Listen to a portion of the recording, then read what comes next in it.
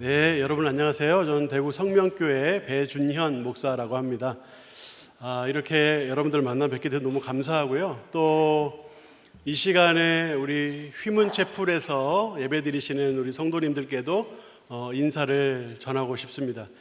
제가 휘문중고를 나왔어요. 그래서 이번에 우리들 교회에서 말씀을 좀 해달라고 하셔서 내심 휘문으로 갈 수 있나 이렇게 생각을 했는데 네. 그렇다고 해서 여기 있는 게 아쉽다는 건 아닙니다. 네. 그래도 인사를 꼭 드리고 싶었습니다. 이번에 목회자 세미나 참석하면서 너무나 귀한 은혜를 받았고 또 이렇게 경상도를 섬겨주시니까 참 얼마나 감사한지 몰라요. 여러분, 제가 물론 경상도에서 사역하고 있긴 하지만 한 개교의 목사로서 경상도에 있는 여러 교회들을 섬긴다는 것은 사실 쉬운 일은 아니에요. 근데 이렇게 우리들 교회에서 섬겨주신다고 하니까 또 얼마나 감사한지 모르고 또 목회자 세미나를 저희 교회에서 열어주시니까 참 저희 장로님들을 포함해 성도님들이 참 다들 너무 기뻐하고 계십니다. 귀한 사역 되기를 바라고요. 오늘 이 시간에도 하나님께서 우리 모두에게 은혜를 주시기를 바라면서 우리 말씀을 시작하겠습니다. 자, 먼저 우리 한번 사진 하나 보면서 시작하죠. 여러분 아시나요, 이분들을? 네, 맨 왼쪽에 계신 분은 이제 유재석 씨인데 저희 교회에서는 제가 유재석을 닮았다고 다들 그렇게 얘기를 해주시고 심지어 유재석 씨가 이제 TV에 나오면 저희 교회 꼬마들은 담임 목사님이다 이렇게 이제 이야기를 합니다. 근데 저희 교인들은 좀 더 한나게 나아가서 그런 얘기가 들리면 이렇게 얘기를 해주세요. 에이 무슨 말이냐고, 우리 목사님이 더 잘생겼지 이렇게 얘기를 해주시는데 네, 여러분들은 뜨뜻미지근할 줄 알았습니다. 네. 자, 옆에 보시면 이제 두 사람이 있는데 여기 두 사람이 악뮤라 그러죠. 악동 뮤지션이라고 하는 이제 혼성 그룹입니다. 친남매고 또 선교사 자제들이죠. 그래서 이찬혁, 이수연 이 두 사람이 최근에 이 유퀴즈에 나와서 지금까지 겪었던 이제 슬럼프에 대한 고백을 했습니다. 특별히 이수연 씨가 이제 상당히 어려운 슬럼프를 지났는데 미래를 포기하고 일본 말로 히키코모리라 그러죠. 은둔형 외톨이. 그래서 집에 완전히 틀어박혀 가지고 밖으로 나오지 않고 배달 음식 맨날 시켜 먹고 컴퓨터에 앉아 가지고 맨날 게임만 하고 이제 이런 시간을 길게 보냈어요. 그러다가 이번에 이 모든 슬럼프를 극복을 하고 새로운 앨범을 발매를 하면서 이렇게 컴백을 했어요. 그래서 자신의 회복 스토리를 이렇게 여러 매체와 또 유퀴즈를 포함한 여러 방송에서 이제 고백을 했는데요. 제가 저 영상을 딱 보면서 처음 딱 든 생각은 저거 설교에 한번 언급하면 좋겠다 이런 생각을 했어요. 네, 그런 생각을 하는 순간에 굉장히 저 스스로가 부끄러웠어요. 왜냐하면 제가 이수연 씨가 여러 이제 슬럼프로 힘들다는 건 알고 있었거든요. 벌써 여러 매체에서 보도를 했기 때문에 이수연 씨가 지금 힘들다, 막 살도 많이 찌고 막 삶이 피폐해지고 뭔가 굉장히 어려운 시간을 보내고 있다 이걸 알고 있었어요. 근데 그때는 설교 때 인용해야지 이런 생각을 못했어요. 근데 이번에 회복이 됐습니다. 이제 다시 컴백을 합니다. 이제 많은 정상적인 삶으로 돌아왔습니다. 이제 이런 인터뷰를 하니까 그때서야 제가 이거 설교에 갖다 써도 되겠다. 근데 그렇게 생각하는 저 스스로가 너무 얄팍해 보이는 거예요. 좀 부끄러웠어요. 그러니까 그분들이 힘들고 어려운 시간을 보낼 때는 알면서도 글쎄요, 외면까진 아니다 하더라도 유예하거나 또는 보류하고 덮어놓고 지나가다가 이제 회복이 됐습니다. 이제 그러니까 이거 설교 때 갖다 써야지 이렇게 생각하는 제 모습이 좀 너무 창피하다는 생각이 들고 막 누구의 어떤 회복 간증 스토리, 성공 스토리, 영달 스토리를 따라다니는 사람이 된 것 같은 그런 좀 마음이 들었어요. 그러면서 약간의 자괴감도 좀 들었는데 이제 왜냐하면 이제 설교자가 이제 설교를 하는 이유는 이제 삶의 여러 다양한 이제 고난과 어려움 속에 있는 성도들을 하나님의 말씀과 이렇게 연결시키는 작업을 설교자가 하는데 이 설교자 입장에서 뭔가 이제 문제를 들춰내고 누가 이런 문제가 있대요. 이 문제를 들춰내고 그냥 지나갈 수는 없잖아요. 거기에 대한 해결책을 주거나 어떤 희망을 주거나 이렇게 해야 되는데 정말 문제 가운데 있는 사람들에 대해서는 뭔가 이렇게 저도 모르는 사이에 그런 식으로 이렇게 보류하고 지나가는 것 같은 어떤 설교자로서의 한계, 이제 그런 걸 좀 느끼면서 약간 자괴감도 좀 들었어요. 여러분, 우리는 다 이제 고난 중에 있습니다. 어떤 고난은 이게 언제 해결될까? 이렇게 생각하는 고난들도 꽤 많아요. 물론 우리가 천국 가면 다 해결이 되겠죠. 근데 천국 가기 전에 이게 과연 해결될 수 있을까? 물론 이런 고난의 경중을 따진다는 것은 좀 적절치 않지만, 어떤 고난은 이거 하나님께서 기적을 베푸시지 않으면 이게 과연 해결이 될까? 이게 과연 언제 해결될 수 있을까? 이제 이런 생각을 하게 하는 고난들도 있어요. 그래서 오늘 저는 이 욥기 말씀을 좀 같이 보면서 우리가 고난을 어떻게 대해야 하는가, 고난을 대하는 우리의 자세는 어떠해야 하는가 하는 것을 한번 같이 생각해 보려고 합니다. 자, 욥기는 사실 설교하기 가장 좋은 본문은 1장, 2장, 그리고 맨 마지막 장인 42장이에요. 그 부분이 설교하기 제일 좋아요. 예를 들어서 여러분 욥기 내용 대충 아시잖아요, 그죠? 욥이 이런 고난을 당했습니다. 그럼에도 불구하고 욥은 하나님을 미워하거나 하나님을 떠나지 않았습니다. 여러분도 고난 중에 주님을 떠나지 마십시오. 이런 설교 할 수 있죠. 또 42장에 보면 욥이 기다렸더니 드디어 이제는 듣기만 했지만 보기도 합니다. 이러면서 많은 변화를 체험하고 건강의 문제, 어떤 재물의 문제, 가족의 문제도 다 해결받았습니다. 여러분도 고난을 인내하십시오. 하나님이 해결해 주실 것입니다. 이런 설교하기 쉽죠. 그런데 여러분, 욥기의 대다수는 이런 내용이 아니에요.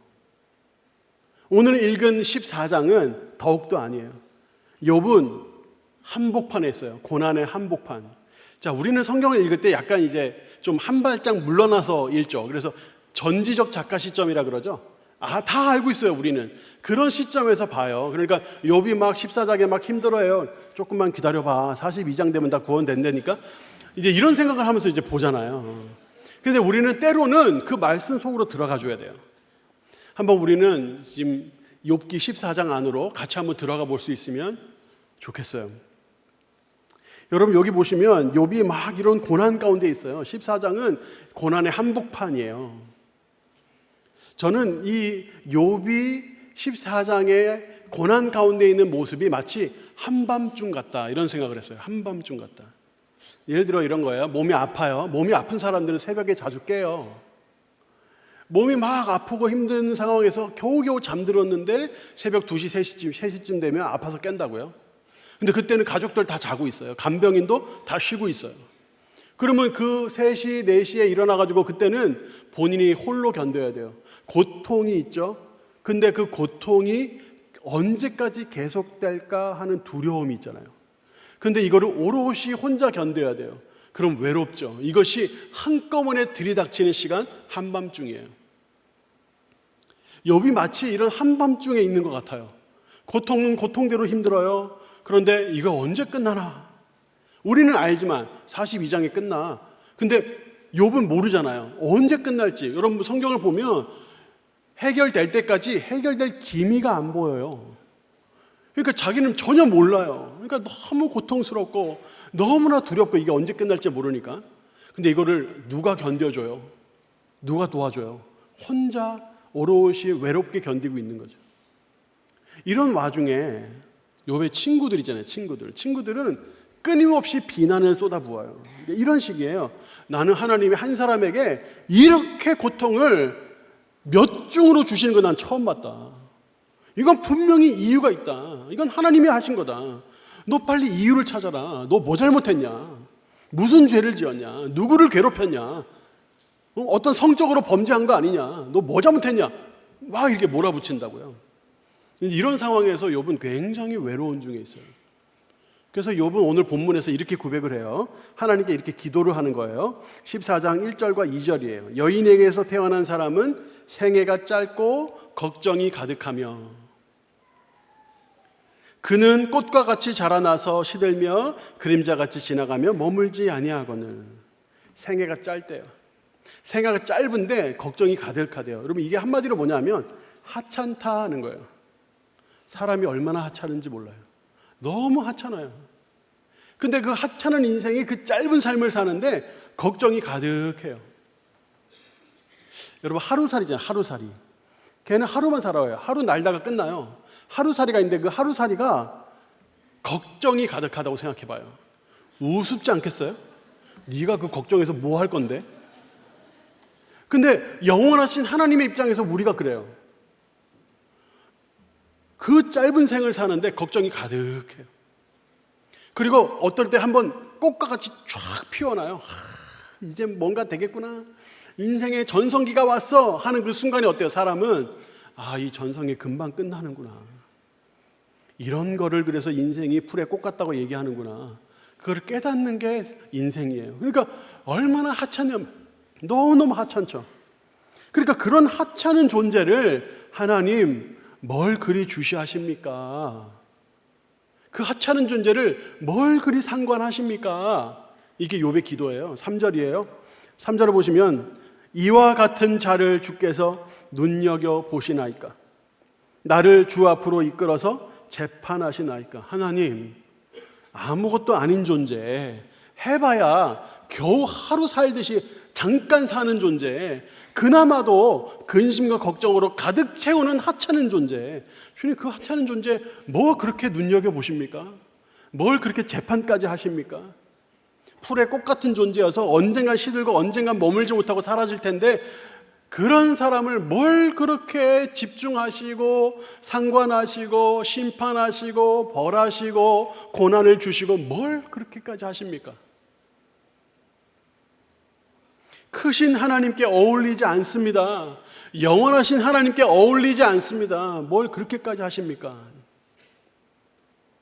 그러면서 4절에 이렇게 말해요. 누가 깨끗한 것을 더러운 것 가운데에서 낼 수 있으리까? 하나도 없나이다. 뭐예요? 주님 뭘 기대하셨어요? 어차피 더러운 존재인데 뭐 더러운 존재 뭐 선한 게 나오기를 주님 뭐 기대하셨어요? 더러운 존재가 더러운 것을 내는 것이 당연하지. 그런 존재를 두고 뭘 그렇게 기대하시고 상관하시고 재판하시고 눈여겨보시고 뭘 그렇게까지 하십니까? 하는 게 욥의 기도인 거예요. 그러면서 5절에 이렇게 말해요. 그의 날을 정하셨고 그의 달수도 주께 있으므로 그의 규례를 정하여 넘어가지 못하게 하셨사온즉. 주님이 다 정하셨대요. 다 정하셨대. 아무도 못 넘어가요. 아무도 못 넘어가요. 죄를 지어봤자 그 한계를 못 넘어가요. 지난주에 우리 김양재 목사님 설교하실 때 아몬 2년 만에 주님께서 데려가신 게 오히려 축복이다. 축복이죠. 2년 죄 짓다가 끝났잖아요. 왜냐하면 주님이 선을 그렇게 그으셨어요. 넌 2년이야. 그거 못 넘어가요. 아무것도 아닌 존재 주님, 아니 그 죄를 지어봐야 그 짧은 인생을 살고 걱정 가득하고 해봐야 풀의 꽃 같고 다 금방 시들고 주님이 선을 그으시면 그 선 못 넘어가는 존재, 죄를 지어봐야 얼마나 짓습니까? 악을 행해봐야 얼마나 악을 행합니까? 그런 존재를 두고 뭘 그렇게 상관하십니까? 뭘 그렇게 재판하십니까? 뭐 그럴 것까지 있습니까? 고난을 주시고 재산을 빼앗고 벌을 주시고 뭐 그럴 것까지 있습니까? 그렇게 신경을 쓰십니까? 그러니까 뭐예요? 결론은 내비두십시오. 내버려 두십시오 이거죠. 자, 6절입니다. 그에게서 눈을 돌이켜 그가 품꾼같이 그의 날을 마칠 때까지 그를 홀로 있게 하옵소서. 좀 내버려 두시면 안 됩니까? 뭘 그렇게 상관하십니까? 그가 악을 행해야 어디까지 언제까지 악을 행해 갔습니까? 그들이 죄를 지어봐야 얼마나 짓겠습니까? 욥이 자신이 얼마나 이 고통에 막 질려 있는가 하는 것을 오늘 같은 장 14장에 21절 22절에 이렇게 표현했어요. 그의 아들들이 존귀하게 되어도 그가 알지 못하며 그들이 비천하게 되어도 그가 깨닫지 못한다. 고난 중에 있어가지고 자녀가 영광을 받는지 비천하게 되는지 몰라요. 왜 모르는지 아세요? 그 다음 절 보세요. 22절. 다만 그의 살이 아프고 그의 영혼이 애곡할 뿐이기 때문에. 내가 힘들어요. 내 살이 힘들어요. 내 영혼이 힘들어요. 그러니까 누가 옆에서 뭘 하든지 못하든지 잘하든지 못하든지 신경을 못 쓰는 거예요. 내가 너무 힘드니까. 주님, 뭘 이렇게까지 신경을 쓰십니까? 인생이 뭐라고 막 이렇게 이야기를 하는 거죠. 이 고난을 누가 주셨나요? 예, 맞아요. 하나님이에요. 20절이에요. 주께서 사람을 영원히 이기셔서 떠나게 하시며 그의 얼굴빛을 변하게 하시고 쫓아보내시오니. 주님이 쫓아보내세요. 주님이 보내세요. 주님이 이기세요. 항상 고난을 당하는 거예요. 어려움을 당하는 거예요. 이게 욥의 토로예요. 고난 가운데 있는 욥의 토로예요. 적용 질문이에요. 여러분에게 닥친 고난은 뭡니까? 숨도 못 쉬게 하는 여러분의 고난은 어떤 게 있어요? 나의 고통 때문에 주위를 돌아보지 못하지는 혹 않으세요? 고난과 고통에 몰아넣으신 하나님을 우리는 어떻게 대해야 될까요? 하나님이 나에게 고난을 허락하셨어요. 그럼 여러분, 하나님은 어떻게 대하고 계세요? 욥기는 이런 넋두리를 길게 기록하고 있어요. 혹자는 욥기에 대해서 이렇게 말해요. 단 3줄이면 가능하다. 욥기는 하나님이 이렇게 고난을 주셨다, 고난 중에 어땠다, 고난 해결됐다, 이 3줄이면 된다는 거예요. 어떤 사람은 욥기는 설교할 것이 없다, 1장, 2장, 42장 말고는 설교할 게 없다, 그렇게 얘기하기도 해요. 대부분은 어떤가요? 대부분은 욥의 넋두리예요. 그런데 주님은 이 넋두리를 기록하셨어요. 그래서 사람들은 이 욥기 읽기 힘들어해요. 욥기가 그나마 그래도 매장마다 분량이 그렇게 많지는 않거든요. 그래서 그나마 읽을만 하지, 이거 뭐 분량까지 많아가지고는 아마 읽기 힘들었을 거예요. 왜 욥기가 읽기 힘든지 아세요, 여러분? 왜 욥기를 읽을 때마다 이걸 내가 왜 읽고 있어야 되지, 이런 생각이 왜 드는지 아세요? 욥기를 읽으면서 자꾸 해결책을 찾기 때문이에요. 욥기는 고난을 이기는 해결책 같은 거는 말하고 있지 않아요. 왜냐하면 이 고난이 욥 때문에 온 게 아니기 때문이에요. 욥기 여러분 1장을 아마 내용 잘 아실 텐데 천상회의가 열려요. 천상회의. 거기에 막 천사들도 오고 하나님의 아들들이 오고 그 자리에 사탄이 옵니다. 사탄. 하나님이 사탄에게 딱 물어요. 너 어디 갔다 왔냐? 그 사탄이 뭐라고 답하는지 아세요? 여기저기 두루 다니다 왔습니다. 그래요. 이게 대답이에요? 어디 갔다고 얘기를 해야지. 어디 다니다 왔습니다. 그래요. 그랬더니 주님 뭐라고 하시는지 아세요? 너 그러면 욥 봤냐? 욥은 온전하고 정직하고 하나님을 경외하고 악에서 떠난 자다. 여러분, 이 고난이 여기서 시작됐어요. 욥 때문이 아니에요. 욥은 온전해요. 욥은 정직해요. 하나님을 경외해요. 악에서 떠났어요. 그거를 주님이 사탄에게 자랑했어요. 거기서부터 시작됐어요. 욥에게 잘못이 있어요? 여러분, 욥기에서 욥에게 이 고난의 이유를 묻지 않습니다. 욥이 잘못해서 그런 게 아니기 때문이에요. 욥의 실수 때문에 벌어진 일이 아니에요. 그러니까 여러분, 욥기를 읽어내면서 자꾸 욥에게서 답을 찾으려고 하면 욥기를 제대로 이해할 수가 없어요. 사람들은 자꾸 욥에게 책임을 지워요. 왜냐하면 그래야 이해가 되니까. 내가 아는 하나님은 그런 분이 아니거든요. 하나님은 선하신 분이고 죄인을 벌하시는 분이고, 근데 이런 식으로 고난을 주시는 분이 아니란 말이에요. 그러니까 이해가 안 돼요. 이해가. 그러니까 어떻게 해요? 어쩔 수 없이 욥에게 책임을 씌워요. 욥이 죄인이었어 이러는 거예요. 욥이 듣기만 했다잖아. 봐봐, 듣기만 했다잖아. 안 봤잖아. 봐야 된다니까. 잘못한 거야. 이렇게 자꾸 몰아가요. 근데 여러분, 성경은 뭐라고 말하나요? 그가 온전했대요. 정직했대요. 하나님을 경외했대요. 악에서 떠났대요.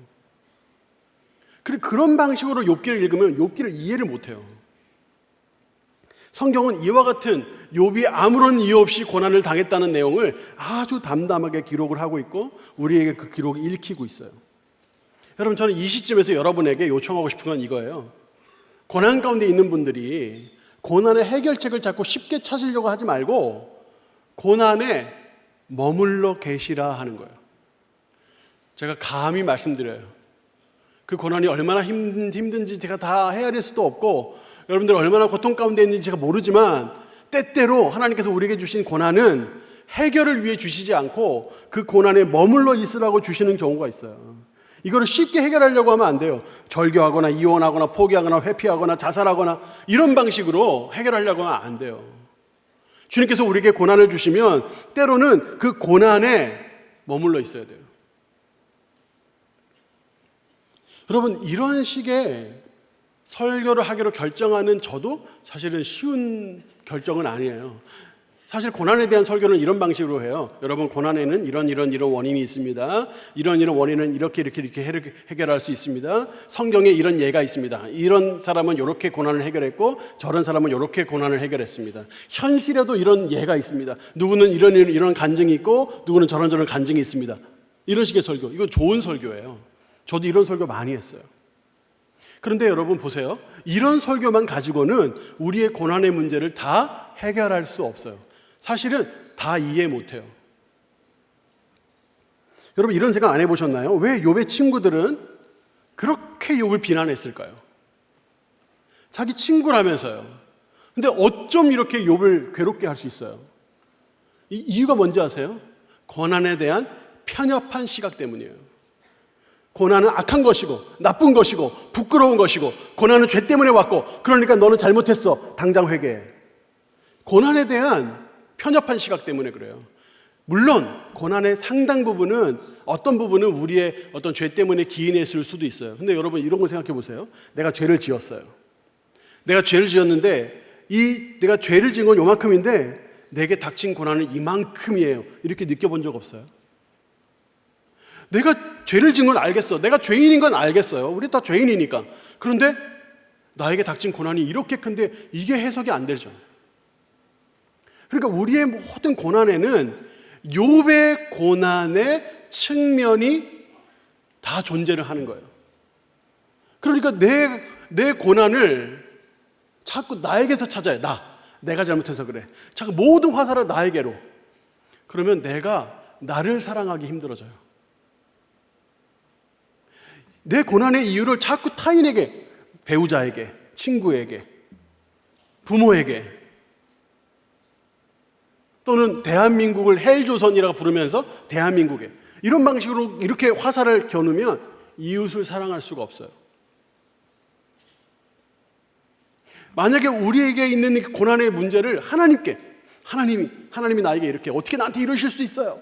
하나님께 막 화살을 겨누면 하나님을 사랑할 수 없어요. 하나님은 우리에게 마음을 다하고 목숨을 다하고 뜻을 다하여 하나님을 사랑하라고 했고 이웃을 사랑하되 내 몸과 같이 사랑하라고 했는데 내가 나 자신도 사랑하지 않는데 내가 이웃을 사랑할 수 있어요? 내가 하나님을 사랑하지 않는데 이웃을 사랑할 수 있어요? 그러니까 만약에 이 고난을 지나가면서 이 고난의 원인을 자꾸 찾고 이 고난의 원인에 누군가에게 화살을 겨누어 가지고 이 고난을 해결하려고 하면 하나님의 가장 중요한 말씀, 하나님을 사랑하고 이웃을 사랑하고 나를 사랑하라는 말씀을 지킬 수가 없게 되는 거예요. 여러분, 그래서 어떻게 됩니까?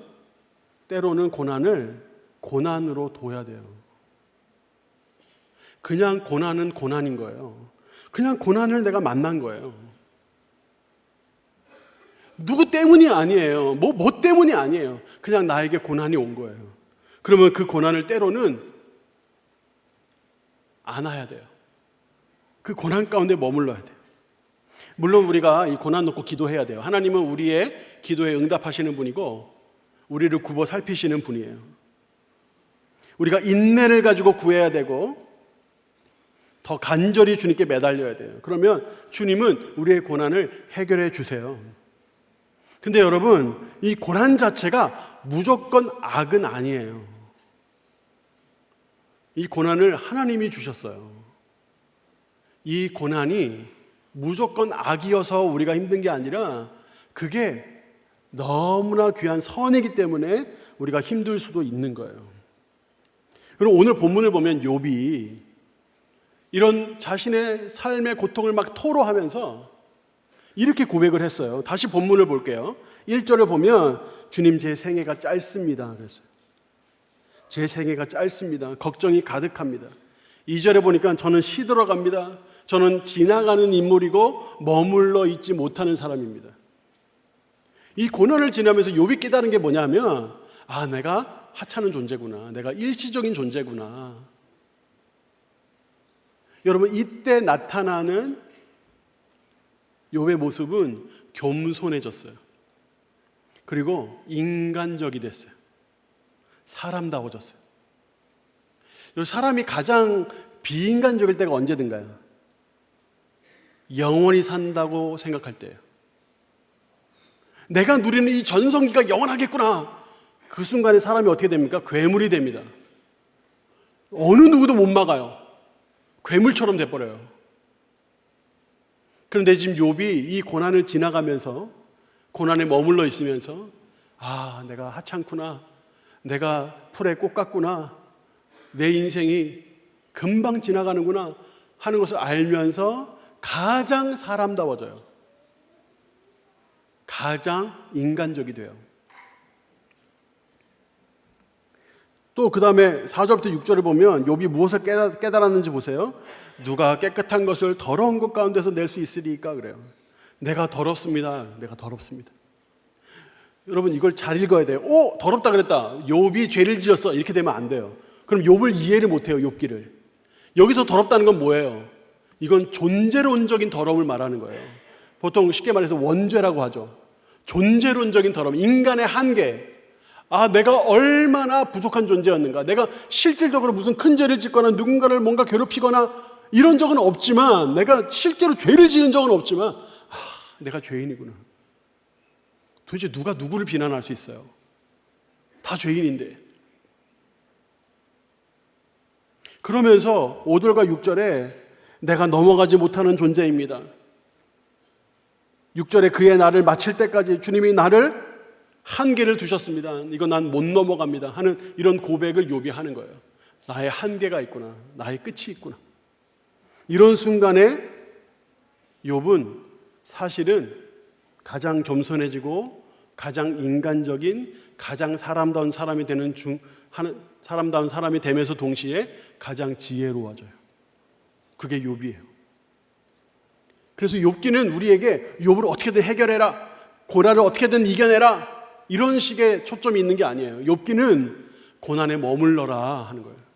하나님이 주신 이유가 다 있다. 여러분, 그걸 아세요? 우리의 고난이 우리의 어리석음에 기인했을 수 있어요. 그럴 수 있어요. 우리의 인생에 나의 어떤 실수나 잘못 때문에 생겼을 수도 있어요. 그리고 그 이상의 고난이 닥쳤을 수 있어요. 근데 이걸 기억해야 돼요. 예수님께서 그런 우리를 위하여 이 땅에 오셨잖아요. 주님이 고난 밖에서 일로 나와 하지 않으셨어요. 주님은 고난의 한복판으로 오셨어요. 그 가운데 거하셨어요. 여러분, 예수님께서 고난을 피하시지 않았다는 사실을 기억하세요. 예수님이 갓난아이로 태어나셨어요. 그리고 갓난아이는 동물의 새끼보다도 약해요. 동물의 새끼들은 태어나면 다 걷고 뛰고 다 해요. 사람은 어때요? 태어나면 누군가가 옆에서 저 좀 물리고 돌보고 해주지 않으면 다 죽어요. 사람의 이 갓난아이가 가장 연약해요. 가장 연약한 존재로 나셨어요. 예수님이 유년기를 보내세요. 청소년기를 보내세요. 청년기를 보내셔서 30살이 되세요. 30살이 되신 이후에도 3년 동안 공생애를 보내시는데 3년을 꽉 채우세요. 고난이 시작됐어요. 희롱이 시작되고 조롱이 시작되고 매맞고 채찍질 당하고 끌려가고 십자가 지고 골고다를 오르고, 아이고 쉽지 않은데 이거 빨리 끝내고 그냥 난 십자가에 죽고 부활하려고 왔는데 빨리 죽고 빨리 부활해야지. 안 그러셨어요. 온몸으로 고난을 통과하셨어요. 그런 주님이 우리의 고난 한가운데 오세요. 그런 주님이 우리와 이 고난을 함께 겪고 계세요. 그러니까 여러분, 고난을 무슨 천덕꾸러기처럼 당장 급하게 차버리려고 하지 마세요. 고난 가운데 때로는 머물러 있어야 돼요. 주님과 함께, 예수님과 함께. 함께 고난을 겪어주시는 예수님과 함께 이 고난을 때로는 견뎌야 돼요. 적용 질문이에요. 고난을 그저 고난으로 받아들여 본 적이 있어요?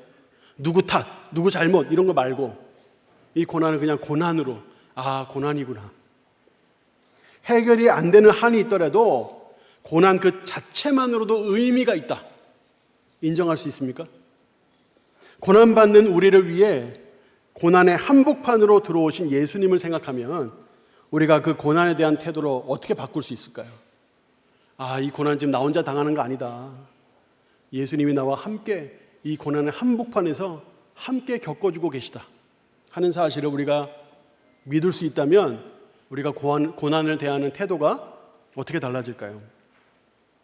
제가 이번에 싱크 목회자 세미나에 참석하면서 우리 김양재 목사님의 고난을 대하는 태도, 그 태도에 굉장히 큰 감명을 받았어요. 그리고 우리 성도들의 어떤 간증도 많이 들었는데 이 성도들의 간증을 이렇게 보면서 이 고난을 어떻게 삶에서 소화하는지, 이 고난을 어떻게 해석해 가고 있는지를 보면서 내가 상당히 참 이런 교회, 이런 소그룹 참 경이롭다 이런 생각을 했어요. 삶에 여러 고난들이 많은데 그 고난을 기다리고 견디고 인내하면서 이것을 말씀으로 해석하는, 해석되지 않으면 해결되지 않는다. 이 말씀으로 해석하는 그 고난에 대한 태도, 오늘 나에게 말씀하시는 주님의 음성을 듣고자 하는 그 자세, 이런 자세가 이 슬픔 많고 아픔 많은 이 시대에 특히 성도들에게 꼭 필요한 태도가 아닌가. 그런 생각이 들면서 어떻게 하면 우리 교회에 이것을 적용해 볼 수 있을까 이런 생각을 많이 했습니다. 그리고 우리 부부 목장에 제가 이제 참관을 하러 갔는데 제가 정말 충격을 많이 받았어요. 제가 많이 깜짝 놀랐어요. 제가 앉아가지고 이렇게 나눔을 시작하는데 이제 한 분이, 제가 이거를 디테일하게 다 얘기하기가 좀 그래가지고 남의 이야기이기도 한데, 그래가지고 제가 과일로 비유를 해서 원고에 적어놓긴 했어요. 처음에 한 분이 이렇게 블루베리로 시작했어요. 블루베리, 조그만 거 있잖아요. 블루베리. 블루베리가 뭐냐면 제가 이번 주 교회 예배를 드리지 못했어요. 이거 주일 예배 드리지 못했어요. 이게 블루베리로 시작을 했어요. 그러니까 블루베리로 딱 시작을 하니까 이 인도자께서, 그리고 뭐 많이 얘기하지도 않아요. 그리고 이렇게 그리고 뭘 또 얘기하라는 거구나 이렇게 제가 보고 있는데, 그리고 그분이 이렇게 딱 보더니 제가 포도알 같은 이런 포도알 얘기를 갑자기 하시더라고요. 그분이 이제 인도자가 약간 격양됐어요. 약간 언성이 높아졌어요. 이 지금 목사님 계시다고 지금 거룩한 척 하는 거냐고 말. 빨리 얘기하라고 말. 그러면서 그분이 주저주저 하니까 요즘은 수박 안 해? 이러더라고요. 갑자기 수박 이야기를. 중간에 사과도 있고 망고도 있고 중간에 많잖아요. 근데 갑자기 수박 이야기를 하니까 제가 굉장히 당황을 했어요. 제가 이걸 이렇게 적어놨더니 목사님이 이거 보시고 우리 교회는 그냥 해도 된다고 막 이렇게 하시는데, 뭐 하나만 얘기하면 이런 거예요. 이혼해서 죽으려고 하다가 룸사롱 갔다 이런 이야기를 제가 진짜 깜짝 놀라가지고 그 얘기를 이렇게 듣고 있는데 인도자께서 이렇게 보시더니 저를 딱 보시더니, 목사님 이거 무슨 말인지 모르죠? 자세히 설명드리라니까. 그래서 제가 막 용어를 막 얘기하는데 제가 용어가 사실 다 이해가 안 됐는데 자세히 막 이러니까 제가 갑자기 저 알아요, 저 압니다 막 그랬어요. 사실 모르거든요. 모르는데 나중에 AI한테 물어봐야지 이렇게 생각을 했는데, 누구한테 묻기는 좀 그렇잖아요, 그죠? 그래서 AI한테 물어봐야지 했는데 용어도 잊어먹었어요 사실. 근데 하여튼 그렇게 막 당황을 막 하고 갑자기 그 다음 분으로 넘어가. 그 다음 분도 제가 진짜. 근데 제가 난감한 게 그 얘기를 막 하는데 목원들이 웃어요. 막 깔깔깔 웃어요. 그러니까 웃으니까 이거 내가 같이 웃어도 되나? 웃으면 안 되는 거 아닌가? 그래서 제가 웃기는 좀 너무 미안한 마음이, 그분에게는 그게 상처고 막 치부고 내가 이거 웃어야 되나? 웃지는 못하고 진지하게 있으니까 이해가 안 되시나 보래요. 자세히 설명드리면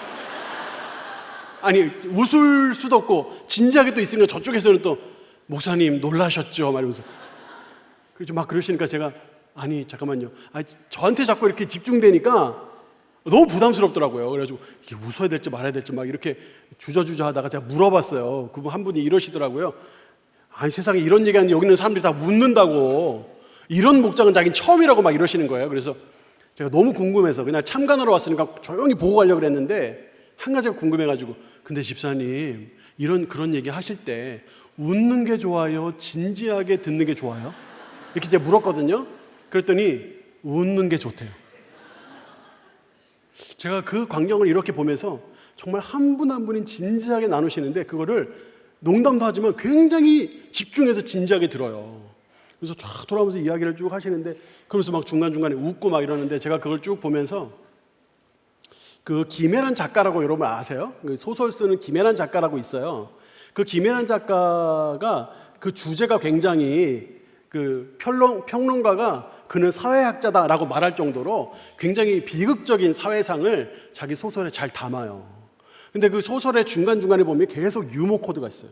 아까 목사님 얘기하신 그거예요. 유머 코드. 계속 유머 코드, 농담이 계속 있어요. 그 소설에 보면. 그래서 기자가 당신에게, 그 작가에게 계속 농담 코드, 유머 코드가 있는데 이게 무슨 의미냐라고 물었을 때 그 김혜란 작가가 뭐라고 말했냐면, 누군가에게 뭔가 어려움이 있을 때 그거를 진지하게, 너무 비장하게 그렇게 위로를 하면 그 위로를 받는 사람이 부채감이 생긴대요. 빚진 마음이 든다는 거예요. 그래서 중간중간에 유머 코드를 계속 넣는데요. 그럼 그 유머는 그 위로를 너무 뜨겁지도 않고 너무 차갑지도 않게, 너무 무겁지도 않고 너무 가볍지도 않게, 그들에게 부채감과 빚진 마음을 주지 않고 위로할 수 있는 도구라는 거예요. 근데 제가 그 인터뷰를 보면서 제가 100% 이해가 안 됐는데, 이번에 이해했잖아요. 제가 이번에 목장에 가면서 서로 막 깔깔깔 웃고 막. 그래서 제가 저한테 소감을 얘기하라고 하길래 그 얘기를 했어요. 이게 진짜 위로가 느껴진다. 이제 이러니까 인도자께서 우리는 위로하려고 하는 거 아니에요? 공격하려고 하는 거지. 이러는 거예요. 그래서 제가 얼마나 힘들었는지 알겠죠? 제가 굉장히 많이 놀랐어요, 사실. 근데 제가 그 광경을 이렇게 보면서 이 얘기를 어디서 하겠어요? 그죠? 친구한테 하겠어요? 뭐 가족에게도 하기 힘든 이야기를 그 안에서는 진짜 다 하는 거예요. 다 할 수, 다 자기 속에 있는, 이 속에 가만히 있으면 이게 썩어 들어가가지고 내 몸을 완전히 망가뜨릴 텐데 이거를 다 드러내고 얘기를 하는 거예요. 때로는 눈물도 흘리고, 때로는 놀리기도 하고, 이러면서 그걸 다 얘기를 하니까, 야, 세상에 이렇게 참 어디 세상 가서 못할 이야기를 여기서 서로 이렇게 하면서 위로를 주고받고, 참 아름답다, 참 귀하다, 어떻게 하면 이런 속으로 만들 수 있을까, 그런 생각을 정말 많이 하면서 제가 지금 고민을 엄청 하고 있어요. 많이 놀란 것처럼 보이죠, 제가? 많이 놀랐어요. 제가 미국에서 잠깐 공부한 적이 있는데, 미국에 가가지고 8개월 만에 돈이 똑 떨어졌어요. 그때 제가 이제 결혼 다 하고, 아내, 아들 둘에, 많이 먹는 아들 둘에, 장모님이 키우던 강아지까지 딱 데리고 이제 호기롭게 유학을 갔는데 8개월 딱 지나니까 또 돈이 똑 떨어졌어요. 하나님, 돈을 주세요. 아니, 유학을 보내놓고 돈을 안 주시면 어떡해요? 근데 기도를 열심히 했는데, 뭐 그럴 때는 하나님이 묵묵부답이시잖아요.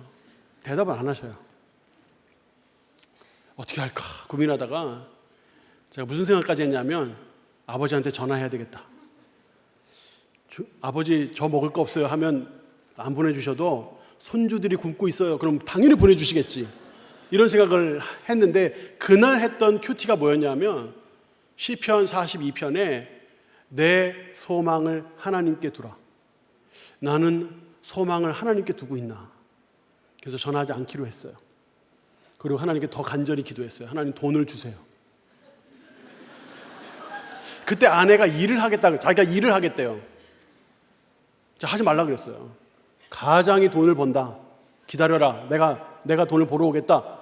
지금 같으면 마음껏 하라고 할 텐데, 하라고.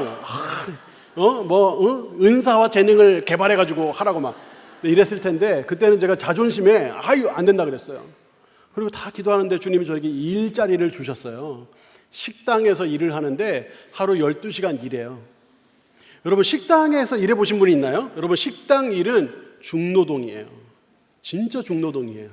하루에 나가는 그 식재료를 들어 옮기는 것도 얼마나 무거운지 모르고, 그걸 하나하나 다 손질을 해야 되고, 뭐 손에 칼 비고 이런 거는 손에 흉터가 많아요. 그래서 어마어마하게 일이 많은지 모르고 제가 그 와중에 또 요리를 했어요.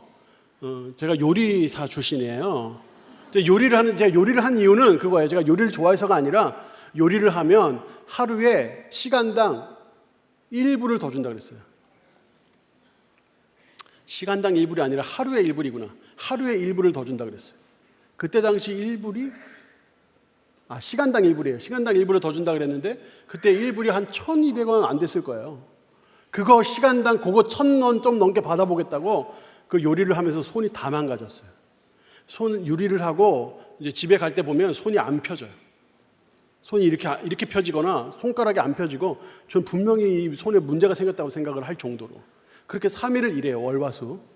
그리고 목금은 공부를 해요. 남들은 일주일 내내 공부한 거를 저는 목금에 끝내야 돼요. 그리고 토요일 주일은 사역을 하러 가요. 사역은 사실은 돈 벌러 하러 가는 거였어요. 저는 사역도 할 마음이 없었어요. 공부하려고 갔으니까. 그렇게 일주일을 보내는 거예요. 그렇게 1년쯤 지났을 때예요. 정말 미치겠더라고요. 너무 힘들어가지고. 하루에 12시간 일하는데 앉아서 쉴 수 있는 시간은 10분, 20분밖에 없어요. 딱 그 시간에 한 2시, 3시쯤 약간 슬로우해졌을 때 사람들이 좀 적게 올 때 급하게 점심 먹는 게 다고 내내 서서 일을 해야 되니까 그렇게 해야만 스테이를 할 수 있으니까 그렇게 해야만 미국에서 살 수 있으니까 그렇게 하다가 1년쯤 지났을 때 하루가 어떻게 지나냐면 이러다 죽는 거 아닌가 이렇게 4번 지나면 하루가 가요. 근데 그날은 오후 4시부터 제대로 서 있기가 힘든 거예요. 더위 먹었다 그래요. 더위 먹었다. 날도 너무 더운데다가 뜨거운 불판 앞에서 일을 하니까 손은 다 익어버리고 정신이 없으니까 도저히 안 되겠어가지고 주방 뒤로 가가지고 주저앉았는데 못 일어나겠어요. 오후 4시부터 9시 반까지 일해야 되는데 9시 반까지 일해야 되는데 너무너무 힘든 중에 억지로 하루를 보내고 이제 집으로 가는 길이 1시간이거든요. 가는 길 1시간, 오는 길 1시간. 그러니까 1시간 동안 가면서 막 하나님한테 이거는 존대도 아니고 반대도 아닌 이상한 말로 막 하나님 나한테 어떻게 이러실 수 있냐고. 어떻게 나를 이렇게 힘들게 할 수 있냐고. 막 하나님께 막 토로를 막 하고 한마디로 난리를 쳤어요. 여러분 운전하면서 그렇게 난리치면 안 돼요. 되게 위험해요. 근데 그때는 그런 것도 몰라요.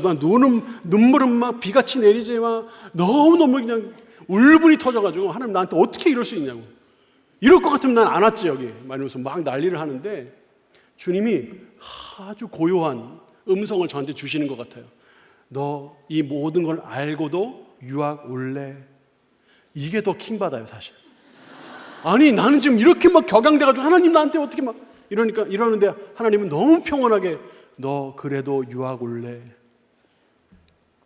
당연히 안 오죠 그랬죠. 당연히 안 오죠. 내가 이렇게 갈 것 같으면 여기 왜 와요? 근데 그렇게 하는 딱 순간에 무슨 생각이 딱 들었냐면 그래도 와야 되겠다. 그래도 온다.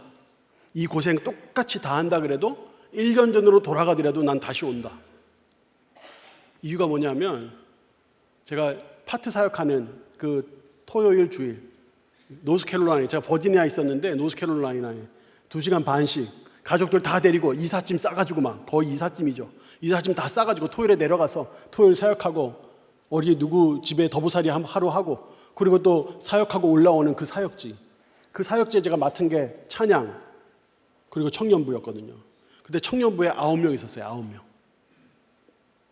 그 9명을 제가 이렇게 목양하는데 사실은 돈 벌려고 왔으니까 그냥 그렇게 생각했는데 그 9명이 그때 딱 생각이 나는 거예요. 그 9명을 목양하기 위해서 이 고생을 또 한다 하더라도 와야 되겠다. 그런 생각이 딱 들었어요. 그러면서 제가 생각을 바꿨어요. 어떻게 바꿨냐면 시간을 내는 거예요. 저들을 목양해야 되겠다. 목요일, 금요일 이틀 공부하니까 이틀 중에 하루를 빼는 거예요. 일을 뺄 수는 없어요. 돈이 없으면 살지는 못하니까. 근데 다만 공부하는 이틀 중에 하루는 뺄 수 있어요. 그 친구들이 저희 집에서 막 4시간, 5시간 거리 막 대학에 기숙사에서 공부하고 이런 친구들이니까 가는데 오는데 10시간이에요. 거기 앉아가지고 같이 밥 먹고 이야기 나누고 이러면 하루가 다 가죠. 그렇게 하루를 쓰는 거예요. 근데 별로 안 어려웠어요. 왜냐하면 해봐야 9명이에요. 2달이면 다 해요. 그 2달 딱 투자해가지고 한 명 한 명을 만나고 여러분 이민생을 해보신 분들은 알아요. 그 미국에서 살아낸다는 게 얼마나 힘든 일인지, 그리고 그 청소년들 또 그 청년들이 얼마나 고심이 많은지, 제가 그 청년들 만나면서 얼마나 참 염려가 많고 고생이 많고 걱정이 많고 미래에 대한 불확실성 이런 것들 때문에 얼마나 마음이 힘들어하는지를 듣고 기도해주고 같이 공감해주고, 네, 그런 시간을 보냈어요. 같이 울고, 나도 너무 힘드니까 공감이 되잖아요. 막 같이 울고 막. 근데 그렇게 딱 2달 지나니까 놀라운 일이 벌어졌는데 뭐냐면 애들이 싹 변했어요. 애들이 희망에 차 있는 거예요. 그러니까 그 아이들을 보고 친구들이 신기해해요. 그래서 나도 너 다니는 교회 한번 가보고 싶어. 교회까지도 한 막 4-5시간 거리인데 토요일에 데리고 와서 하룻밤 재워요. 자기 집에서. 교회 데리고 오는 거예요. 9명이던 청년부가 순식간에 25명이 되고, 그 25명 생각해 보세요. 여러분 80명 모이는 교회예요. 거기에 청년만 25명이에요. 여러분 상상이 가요? 그들이 살아났는데 사실은 그들보다 제가 살아났어요. 토요일 주일이 지나잖아요. 보세요. 월화수 진짜 힘들고 막 손에 막 화상에 막 칼에 비고 막 난리 나죠. 그럼 목금은 진짜 공부하기가 너무너무 힘들어요. 여러분 주경야독은 아무나 하는 게 아니에요. 월화수 일하잖아요. 그럼 모든 이 생각과 모든 이런 두뇌가 다 일에 맞춰져 있다가 갑자기 공부해요. 그러면 활자가 눈에 안 들어와요. 근데 저는 그 시간 동안에 어떻게든 써내야 돼요. 어떻게든 써내야 되니까. 막 15장, 20장, 그것도 영어 잘 하지도 못하는데 그걸 써내야 되니까 얼마나 그게 고통스러워요. 근데 그 시간을 보내고 토요일 주일 딱 사역하잖아요. 그러면 싹 씻겨 나가는 것 같아요. 내가 월요일에 뭐 때문에 힘들었지? 내가 목요일에 뭐 때문에 힘들었지? 생각이 안 나요. 그리고 아무 생각 없이 일하러 갈 수 있어요. 월화수 또 죽도록 힘들어요. 목금은 막 너무너무 괴로워요. 토요일 주일 딱 지나면 싹 씻겨서 내가 뭐 때문에 힘들었지? 이상하죠? 약간 바보 같죠? 그렇게 돼요. 그렇게 해서 미국 생활을 버텼어요. 그리고 제가 박사 학위를 가지고 들어왔는데 3년 만에 석사 박사 하고 왔어요. 저희 학교에서는 신기록이에요. 신기록. 제 전도, 제 후도 이런 사람이 없었어요. 하나님이 저한테 그렇게 하게 해주셨어요.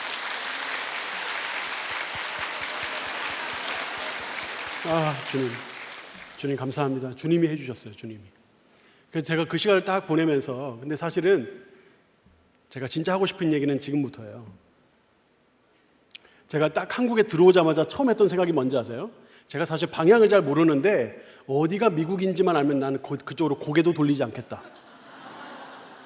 그게 전 미국에서 삶이 너무너무 힘들었기 때문에 미국은 이제 쳐다도 안 보겠다. 그러니까 제 안에 이런 생각이 있는 거예요.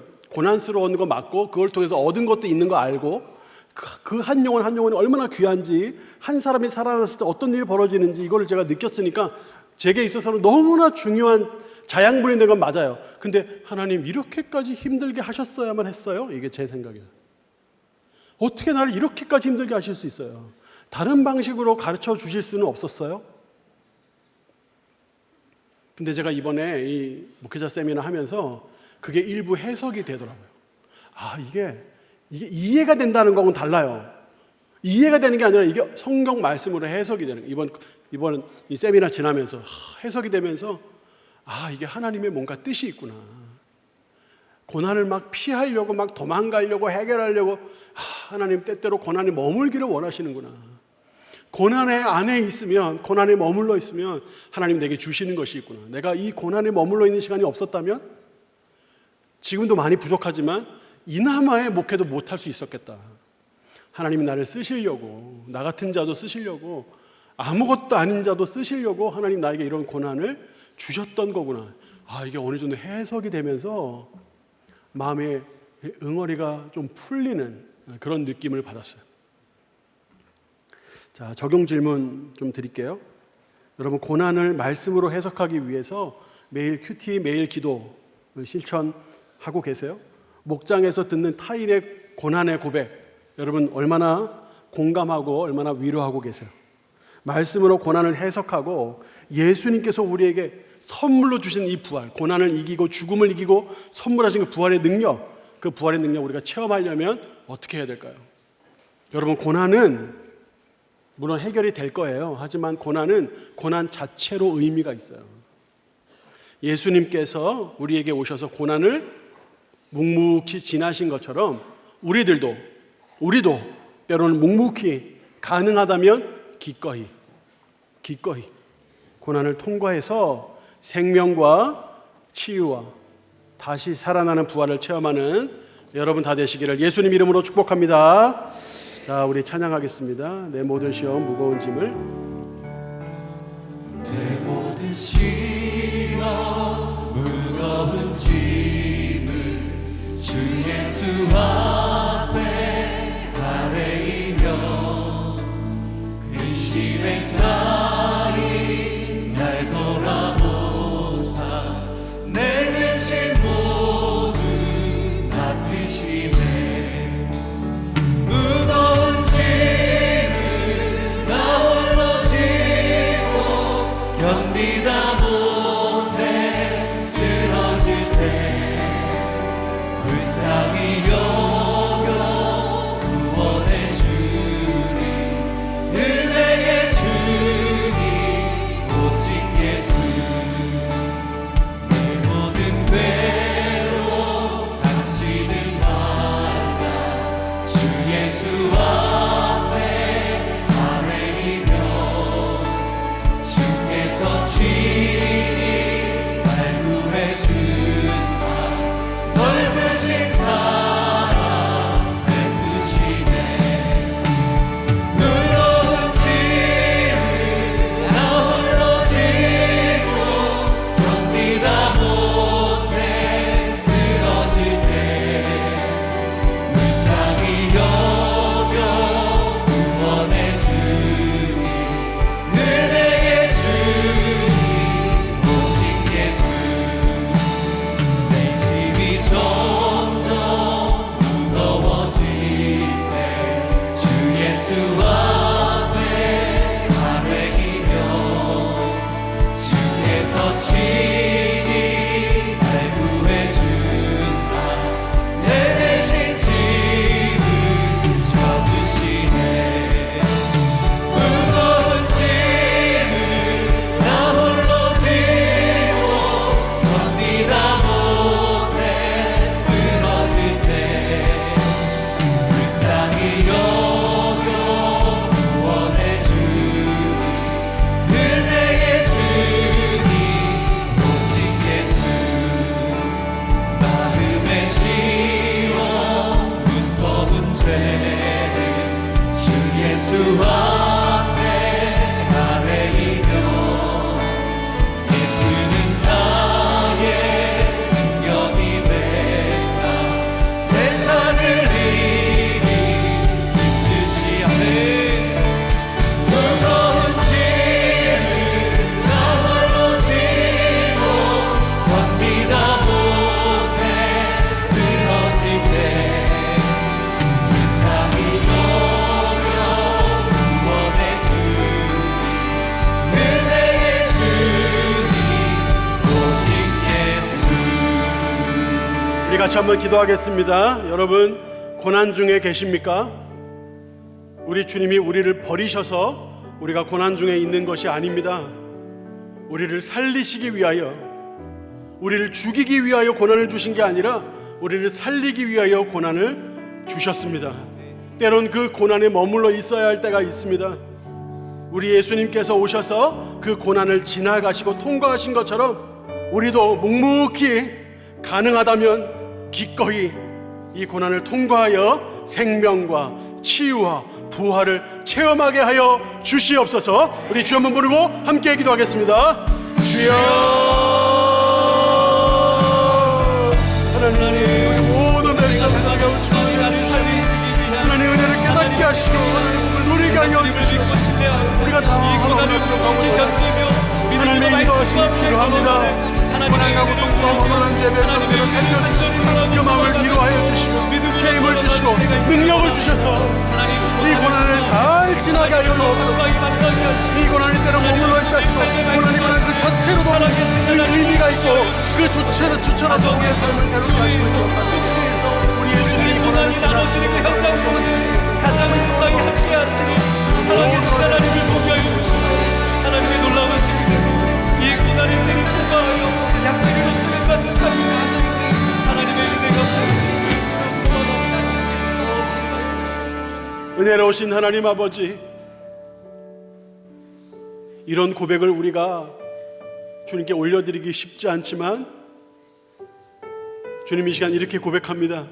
주님, 우리에게 고난을 주셔서 감사합니다. 오래전의 고난도 다 해석을 못해서 여전히 마음에 응어리가 있었던 저도 이렇게 하나님 귀한 기회를 주셔서 말씀으로 해석하게 하시고 이 응어리에서 벗어나게 하신 하나님의 은혜 감사합니다. 이 시간 주의 백성들 마음에 여러 고난의 응어리를 품에 안고 가정의 문제, 자녀의 문제, 생업의 문제, 관계의 문제, 인생의 여러 가지 문제를 품에 안고 기도하는 주의 백성들이 이 시간 있사오니 주님 한 명 한 명 굽어 살피셔서 고난 가운데 머물게 하셔서 우리로 회복해 하시는 주님의 놀라운 은총을 체험케 하여 주시옵소서. 우리 예수님 고난을 묵묵히 통과하신 것처럼 하나님 우리도 이 고난을 묵묵히 가능하다면 기꺼이 통과할 수 있도록 해주셔서 생명의 치유의 부활을 체험하는 우리 모두가 되게 하여 주시옵소서.